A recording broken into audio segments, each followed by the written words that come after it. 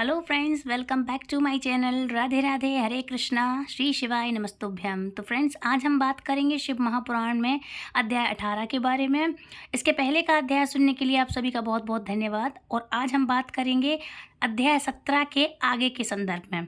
तो जब महादेव जी माता पार्वती का हाथ मांगने के लिए गए तो वहाँ पर माता पार्वती बैठी थी अपनी बंधु वर्ग से घिरी हुई। तो इसके आगे का कथा का अध्याय आपको मैं सुनाती हूँ। तो मैं अपने बंधु वर्ग से घिरी हुई पार्वती जी सहित प्रसन्नतापूर्वक बैठी हुई थी।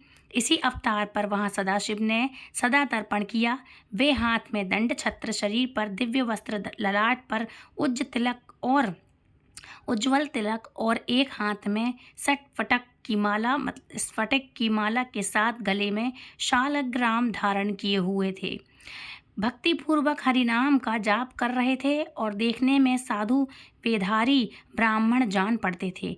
उन्हें अपने दर पर पाया हुआ देखकर सपरिवार हिवा उठकर खड़े हो गए। उन्होंने उन अपूर्व अतिथि देवता को भूतल पर दंड के समान पढ़कर भक्ति भाव से साष्टांग प्रणाम किया। देवी पार्वती ब्राह्मण रूपधारी प्रवेश्वर शिव जी को पहचान गई, अतः उन्होंने भी उन्हें मस्तक झुकाया और मन ही मन बड़ी प्रसन्नता के साथ उनकी स्तुति की।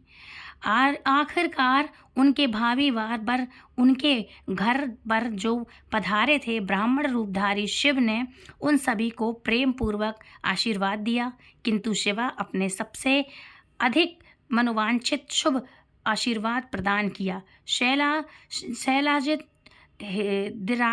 शैलादि अधिराज मतलब हिवा ने बड़े आदर से उन्हें मधु पर्क आदि पूजन सामग्री भेंट की और उस ब्राह्मण ने बड़ी प्रसन्नता के साथ वो सब कुछ ग्रहण किया।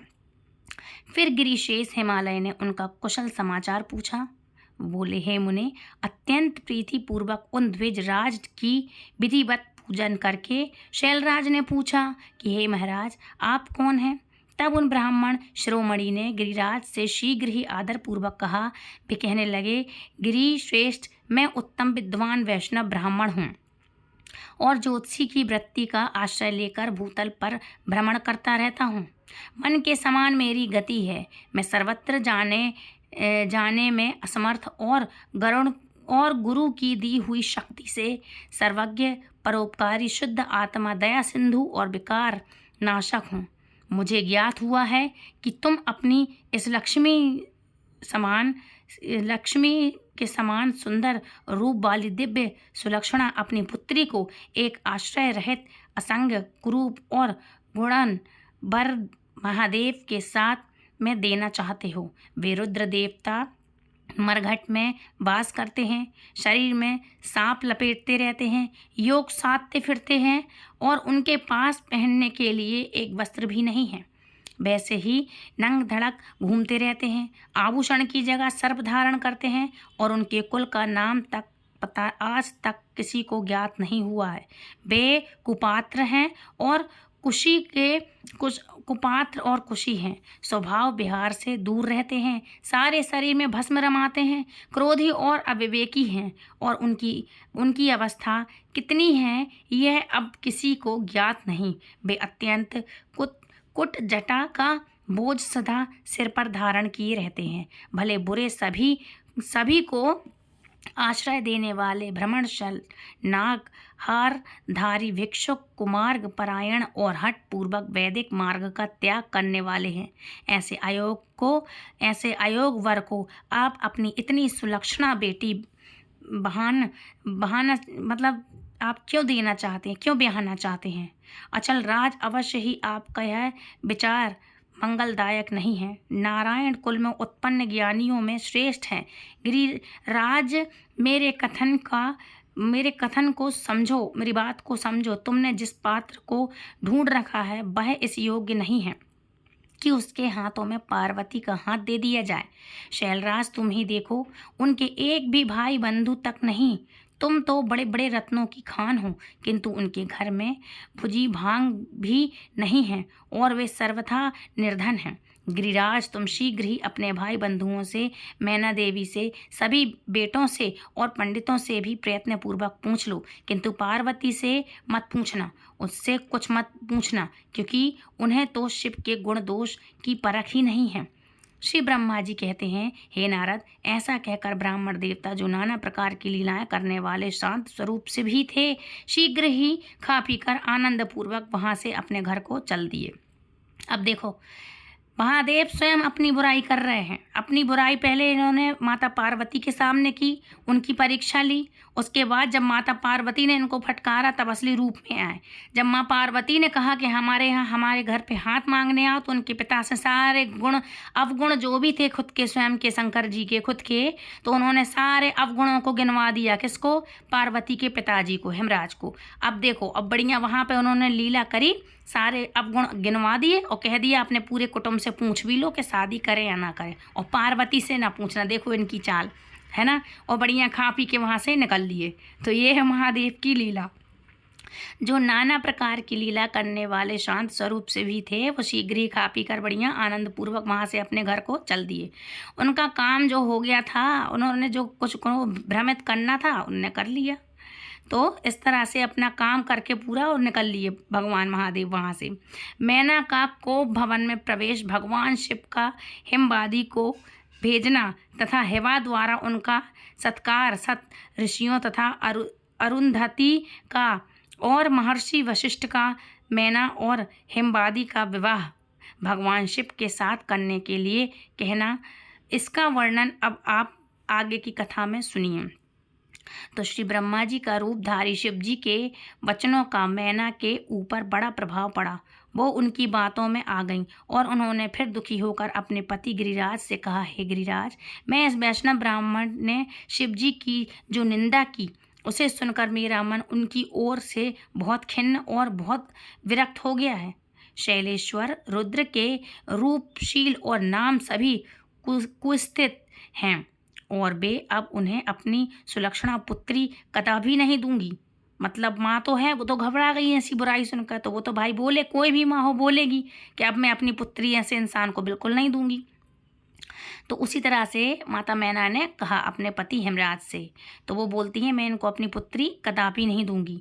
यदि आप मेरी बात नहीं मानोगे तो मैं निसंदेह मर जाऊंगी और कभी इस घर को और अभी इसी घर को छोड़ दूंगी अथवा विष खा लूंगी। मर जाऊंगी, विष खा लूंगी, लेकिन पार्वती के गले में फांसी लगाकर या तो गहरे वन में चली जाऊंगी, नहीं लेकिन शादी नहीं करवाऊंगी। फिर मैं उसे महासागर में डुबो दूंगी, परंतु अपनी बेटी को रुद्र के गले में नहीं बांधूंगी।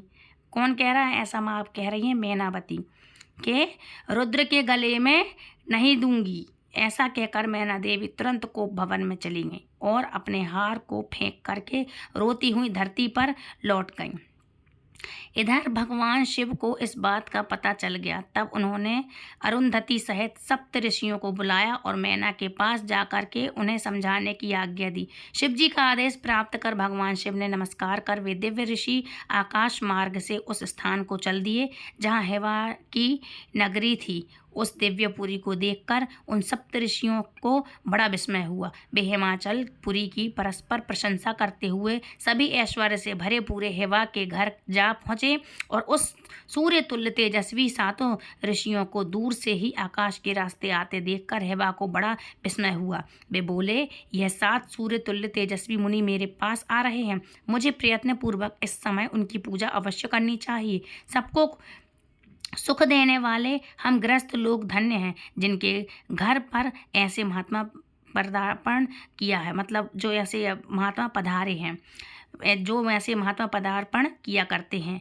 श्री ब्रह्मा जी कहते हैं कि इसी समय भी मुनि आकाश से उतर करके पृथ्वी पर आकर के बड़े खड़े हो गए और उन्हें सामने देखा। हेवा खड़े देखकर हेवा बड़े आदर के साथ आगे बढ़े और साथ में जो हाथ जोड़ करके मस्तक झुका करके उन सप्त ऋषियों को प्रणाम करने के बाद उन्होंने बड़े सम्मान के साथ उन सब ऋषियों की पूजा की और उन्हें आगे करके कहने लगे कि मेरा ग्रह श्रम आज धन्य हो गया। ऐसा कहकर उन्हें बैठने के लिए भक्ति पूर्वक आसन ला कर दिया।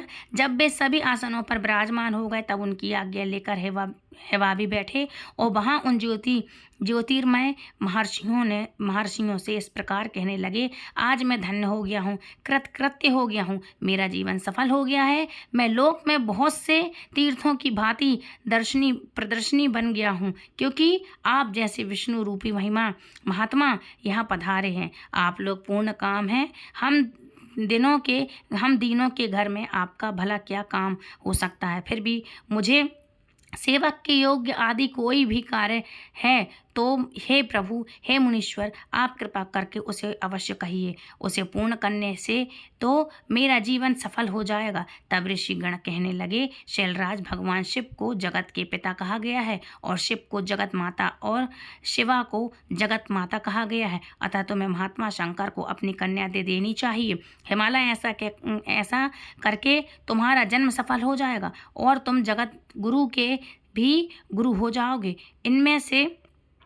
इसमें कोई संशय नहीं है। मुनीश्वर सप्तऋषि का यह वचन सुनकर हेवा ने दोनों हाथ जोड़ करके उन्हें प्रणाम करके इस प्रकार कहा, महागम सप्तऋषियों, अभी आप सभी ने जो बात कही है उसे शिव की इच्छा से तो मैंने पहले से ही मान रखा था, किंतु प्रभु, इन दिनों एक वैष्णव धर्मी ब्राह्मण ने आकर भगवान शिव के प्रति प्रसन्नता पूर्वक बहुत सारी उल्टी बातें बताई हैं। तभी से शिवा की माता का ज्ञान भ्रष्ट हो गया है।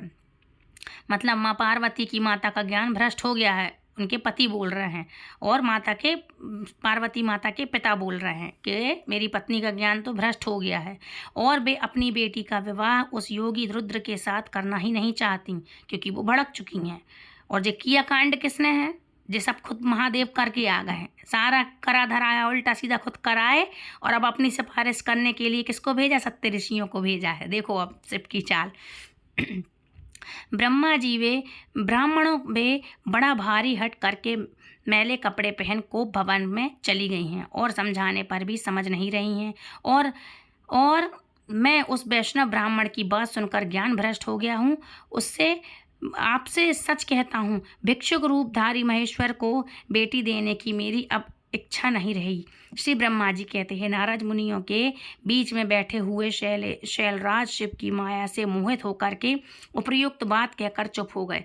तब उन सभी सप्तऋषियों ने शिव की माया को समझ लिया और प्रशंसा करके मेनका के पास अरुंधति को भेजा। पति की आज्ञा पाकर ज्ञान दैनी अरुंधति देवी तुरंत उस घर में गई, कोप भवन में गई जहाँ मैना और पार्वती थी। जाकर उन्होंने देखा कि मैना तो शोक से व्याकुल होकर के पृथ्वी पर पड़ी हैं। तब उन साध्वी देवी ने बड़ी साध्वी के साथ मधुर और हितकारी जो उनके लिए थी वो बात कही।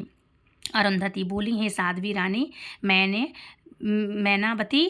मैनावती उठो, मैं अरुंधति तुम्हारे घर में आई हूँ और दयालु सप्त ऋषि भी पधारे हैं। अरुंधति का स्वर सुनकर मेनका शीघ्र धरती से उठ गई और लक्ष्मी जैसी तेजस्वी उन पतिव्रता देवी के चरणों में नतमस्तक झुकाकर बोली, अहो हम पुण्य जन्म जीवों को ज्ञात आज यह किस पुण्य का फल मिला है कि हमारे इस घर में जगत सृष्टा ब्रह्मा जी की पुत्र वधू और महर्षि वशिष्ठ की पत्नी पधारी हैं। देवी, आप किस लिए आई हैं यह मुझे बतलाइए और मेरी पुत्री आपकी दासी के समान है, आप हम पर कृपा कीजिए। मेनका के ऐसा कहने पर साध्वी अरुंधति ने उनको बहुत अच्छी तरह समझाया बुझाया और उन्हें साथ ले करके वे प्रसन्नतापूर्वक उस स्थान पर आईं जहाँ वे सत्य ऋषि विद्यमान थे। सत्य ऋषि चित्त में पड़े निपुण थे। उन सभी ने भगवान शिव के युगल चरण वंदों का स्मरण करके शैलराज को समझाना प्रारंभ किया। ऋषिगण इस प्रकार कहने लगे, शैलेंद्र, हमारा शुभकारक वचन सुनो। तुम पार्वती का विवाह शिव के साथ कर दो और संहार करता रुद्र के ससुर हो जाओ। शंभु तो सर्वेश्वर हैं, वे किसी से याचना नहीं करते। स्वयं श्री ब्रह्मा जी ने भी तारकासुर के विनाश के लिए एक वीर पुत्र उत्पन्न करने के उद्देश्य को लेकर भगवान शिव से यह प्रार्थना की है कि वे अब विवाह कर लें। भगवान शंकर तो योगियों के शिरोमणि हैं, वे विवाह के लिए कतई उत्सुक नहीं हैं। केवल श्री ब्रह्मा जी की प्रार्थना से ही वे महादेव तुम्हारी कन्या का पाणी ग्रहण करेंगे। तुम्हारी पुत्री ने जब तपस्या की थी उस समय उनके सामने उन्होंने इससे विवाह की प्रतिज्ञा कर ली थी और अब वे केवल उन्हीं की दो करणों से भगवान शिव विवाह करेंगे। ऋषियों की ये बात सुनकर हिमालय हंस पड़े और फिर कुछ भयभीत होकर विनय पूर्वक बोले। हिमालय ने कहा, मैं शिव के पास कोई भी राज्य उचित सामग्री नहीं देखता हूँ मुनिवर। उनका न कोई घर है, न ऐश्वर्य है और न कोई स्वजन या बंधु बांधव ही है। मैं अत्यंत निर्लिप्त योगी को अपनी बेटी नहीं देना चाहता। आप लोग वेद विधाता ब्रह्मा जी के पुत्र हैं, अतः आप निश्चय विचार कीजिए और कहिए, जो पिता काम से, मोह से, भय से अथवा लोभ से किसी अयोग्य वर्ग के हाथों में अपनी कन्या दे देता है, वह मरने के बाद घोर नरक में जाता है। अतः मैं स्वेच्छा से भगवान शूलपाणि को अपनी कन्या नहीं दूंगा। इसलिए महर्षियों, जो उचित विधान हो उसे आप लोग कीजिए। नारद हिमाचल के इस वचन को सुनकर बातचीत करने में निपुण महर्षि वशिष्ठ ने बातचीत करने में निपुण थे। महर्षि वशिष्ठ ने उनसे इस प्रकार कहा। वशिष्ठ कहने लगे, शैलेश्वर, मेरी बात सुनो। यह सर्वथा तुम्हारे लिए हितकारक, धर्म के अनुकूल, असत्य तथा इस लोक और परलोक में सुखदायक है। शैलराज, लोक तथा वेद में 3 प्रकार के वचन उपलब्ध होते हैं। शास्त्रज्ञ पुरुष अपनी निर्मल ज्ञान सृष्टि से उस सब के वचनों को जानता है। एक तो वह वचन है जो तत्काल सुनने में बड़ा प्रिय लगता है, बड़ा सुंदर लगता है, परंतु अपने पीछे वह बड़ा ही असत्य और अहित का कारक सिद्ध होता है। बहुत सारी ध्यान देने वाली बातें इस अध्याय में हैं, आप सभी ध्यान पूर्वक सुनिए। ऐसा वचन बुद्धिमान शत्रु ही कहता है और उससे कभी किसी का हित नहीं होता। दूसरा वचन वह है जो आरंभ में तो अच्छा नहीं लगता, उसे सुनकर अप्रसन्न हो जाते हैं लोग, परंतु परिणाम में वह बहुत सुख देने वाला होता है, जिसे कटु सत्य भी कहते हैं। और इस तरह का वचन कहकर दयालु धर्मशील बंधु बांधव ही कर्तव्य का बोध कराता है। तीसरी श्रेणी का वचन वह है जो सुन अमृत के समान मीठा लगता है और सभी काल में सुख देने वाला होता है। सत्य ही इसका सार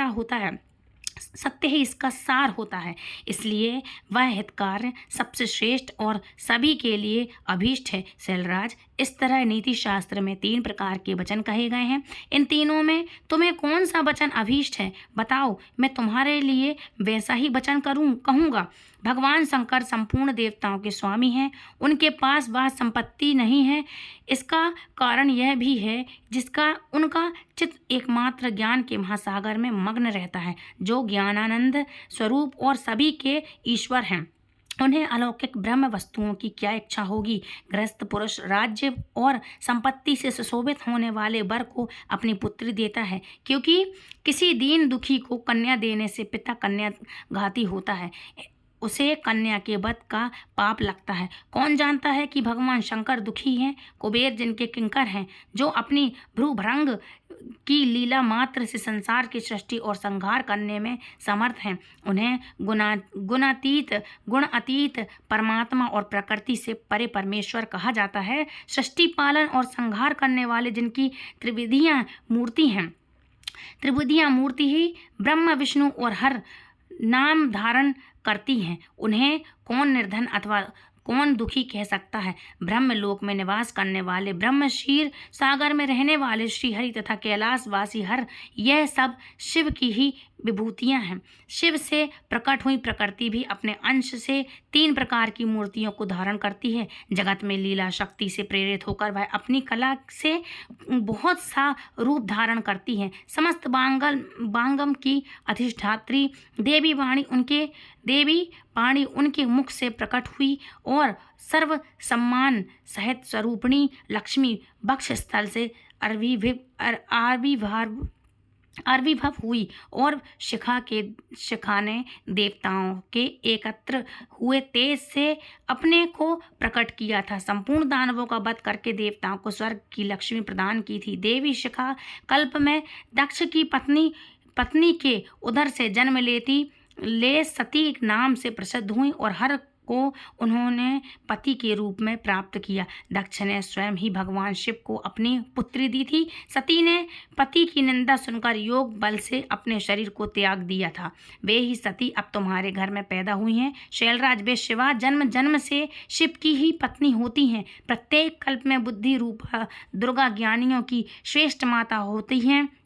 यह सदा शिव सिद्ध दायिनी और सिद्ध रूपनी है। भगवान हर चिंता भस्म करके रूप में सती के अस्थि चूर्ण को ही स्वयं अपने प्रेम पूर्वक अपने अंगों में धारण करते हैं। अतः हे गिरिराज, तुम स्वेच्छा से ही अपनी मंगलमय कन्या को भगवान हर के हाथों में दे दो। यदि तुम नहीं दोगे तो वे स्वयं प्रियतम के स्थान में चली जाएंगी। देवेश्वर शिव तुम्हारी पुत्री का अनंत क्लेश देखकर ब्राह्मण के रूप में इसकी तपस्या के स्थान पर आए थे और उनके हाथ विवाह की प्रतीक्षा करके इसे आश्वासन और वर देकर अपने आवास स्थान को वापस लौट गए थे। हे गिरे पार्वती की प्रार्थना से ही शंभु ने तुम्हारे पास आकर इसके लिए याचना की और तुम दोनों ने शिव भक्ति में मन लगाकर उनकी उस याचना को साक्षात स्वीकार भी कर लिया था। गिरिराज, बताओ फिर किस कारण से तुम्हारी बुद्धि विपरीत हो गई। भगवान शिव ने देवताओं की प्रार्थना से प्रभावित होकर के हम सब ऋषियों को और अरुंधति देवी को भी तुम्हारे पास भेजा है। हम तुम्हें यही शिक्षा देते हैं कि पार्वती को रुद्र के हाथों में दे दो। हे गिरे, ऐसा करने पर तुम्हें महान आनंद की प्राप्ति होगी। शैलेंद्र, यदि तुम स्वेच्छा से अपनी बेटी शिवा को शिव के साथ में नहीं दोगे तो भावी के बल से इन दोनों का विवाह हो जाएगा। तात भगवान शंकर ने तपस्या में लगी हुई पार्वती को ऐसा ही वर दिया। भगवान की हुई प्रतिज्ञा कभी पलट नहीं सकती। गिरिराज, ईश्वर के वश में रहने वाले समस्त बंधु साधु पुरुषों की भी प्रतिज्ञा का संसार में किसी के द्वारा उल्लंघन होना कठिन है, फिर साक्षात ईश्वर की प्रतिज्ञा के लिए तो कहना ही क्या। जय भोलेनाथ। तो देखो, दुनिया विवाह करती है तो दूसरा लड़का हो चाहे वर पक्ष हो चाहे वधु पक्ष हो, अपने अवगुणों को भी छुपा लेती है। लेकिन एक हमारे भोलेनाथ, भोले बाबा महादेव, देवों के देव महादेव हैं, जो शादी से पहले ही स्वयं उनको आशीर्वाद दिया कि जाओ मैं आऊँगा तुम्हारे यहाँ। तो गए किस रूप में? नट रूप में गए और अपनी ब्राह्मण के रूप में जो कि गए हैं महादेव, और अपनी खुद की बुराई करके आ गए। तो सारा किया दिया महादेव का ही है। ऐसी लीलाधर हैं हमारे महादेव, कैसी लीलाएं रची कि पार्वती के माता पिता की बुद्धि ही भ्रमित कर दी कि अब करो शादी। उसके बाद जब ये सारा रायता फैल गया तो कुछ समेटने के लिए सप्तऋषियों को भेजा। तो इन कहानियों में हमें आनंद भी आता है, अचंभव भी होता है, हंसी भी आती है। कैसे महादेव की लीला है, आप खुद स्वयं सोच के देखिए। तो फ्रेंड्स, ये थी आज की वीडियो। मिलती हुई नेक्स्ट वीडियो में, तब तक के लिए फ्रेंड्स राधे राधे, हरे कृष्णा, और आनंद लेते रहिए हमारे महादेव की लीलाओं का, इतनी सुंदर प्यारी कथाओं का। तब तक के लिए फ्रेंड्स राधे राधे, हरे कृष्णा, हरि बोल, हरि हर।